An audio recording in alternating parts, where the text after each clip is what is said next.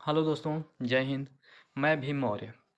आज की कहानी है अकबर का साला। बीरबल की बुद्धिमान और समस्या को भांप लेने की कला के कारण बादशाह उन्हें खूब पसंद करते थे। इसी कारण से दूसरे लोग बीरबल से उतना ही जलते थे। इन जलने वालों में से एक अकबर का साला भी था। वो हमेशा से ही बीरबल को मिला हुआ खास स्थान लेना चाहता था। बादशाह जानते थे कि बीरबल जैसा कोई और नहीं हो सकता है। वो अपने साले को भी ये बात समझाने की कोशिश करते थे, लेकिन उनका साला हमेशा कहता था कि वो भी काफ़ी बुद्धिमान है। इन सब बातों के कारण एक बार बादशाह के मन में हुआ कि अब ये ऐसे नहीं मानेगा, इसे कुछ कार्य देकर ही समझाना पड़ेगा। तभी अकबर ने अपने साले से कहा कि तुम अपने दिमाग और सूझबूझ से इस कोयले की बोरी को सबसे ज्यादा लालची सेठ दमड़ी लाल को बेचकर आओ। अगर तुमने ऐसा कर दिया तो मैं तुम्हें तुरंत बीरबल की जगह दे दूंगा। यह बात सुनकर अकबर का साला हैरान हुआ, लेकिन उसे बीरबल की जगह चाहिए थी। इसी सोच के साथ वो कोयले की बोरी लेकर सेठ के पास पहुंच गया। सेठ ऐसे ही किसी की भी बातों में आने वाला नहीं था, इसलिए उसने उसे खरीदने से मना कर दिया। अब अपना उदास चेहरा लेकर अकबर का साला महल लौट आया। उसने कहा कि मैं इसे नहीं बेच पाया। इतना सुनते ही बादशाह ने बीरबल को अपने पास बुलाया। उन्होंने अपने साले के सामने ही बीरबल से कहा कि तुम्हें सेठ दमड़ी लाल को यह कोयले की बोरी बेचनी है। बादशाह का आदेश मिलने पर बीरबल ने कहा कि आप एक बोरी बेचने के लिए कह रहे हैं।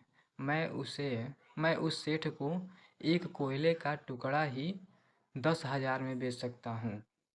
यह बात सुनकर अकबर का साला दंग रह गया। अकबर ने कहा कि ठीक है, तुम एक ही कोयले का टुकड़ा बेच आओ। बादशाह का आदेश मिलते ही कोयले का टुकड़ा उठाकर बीरबल वहां से चले गए।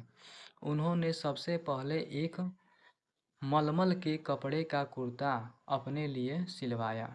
फिर उसे पहनकर अपने गले में हीरे मोती की मालाएं डाल ली और महंगे दिखने वाले जूते भी पहन लिए।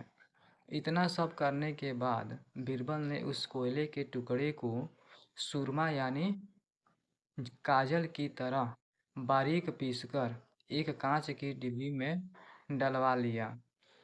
इसी भेष में वो महल के मेहमान नगर मेहमान घर में आ गए।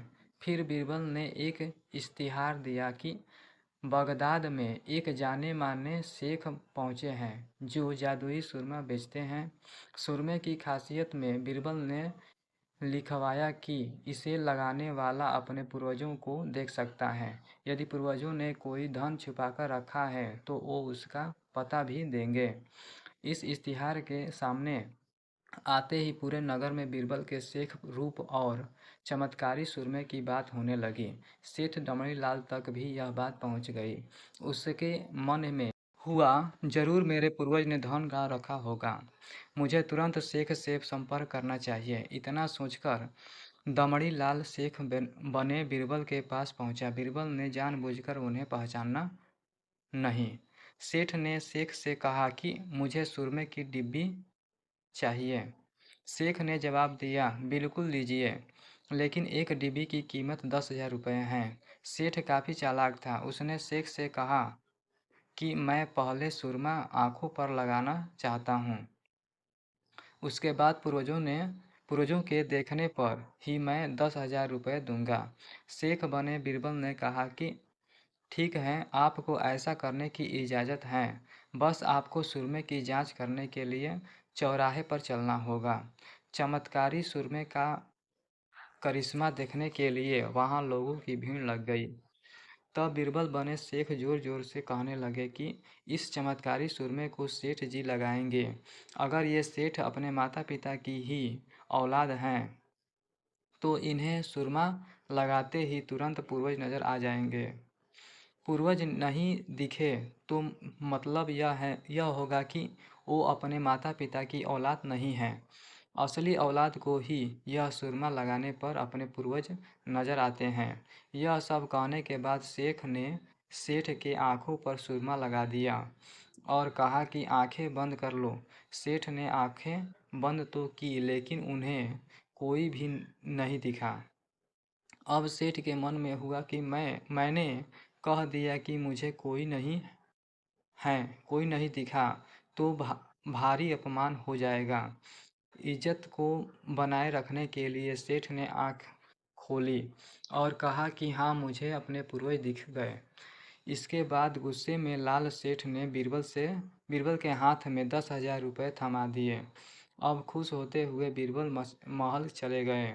उन्होंने कहा कि लीजिए बादशाह, एक कोयले के 10,000 रुपये, और सारा किस्सा सुना दिया।